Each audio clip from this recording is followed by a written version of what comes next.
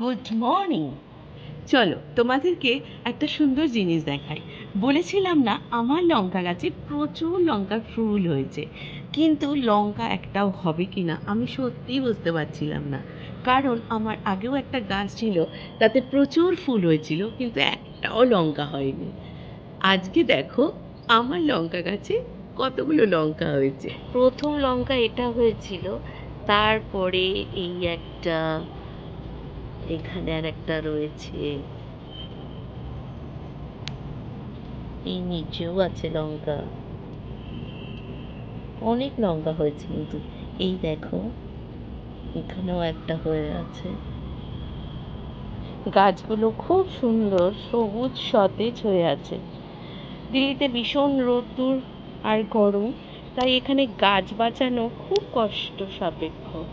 কিছু কুমড়োর বীজ আমি এই গামলাটাতে পুঁতে দিয়েছিলাম। কত চারা বেরিয়েছে দেখুন।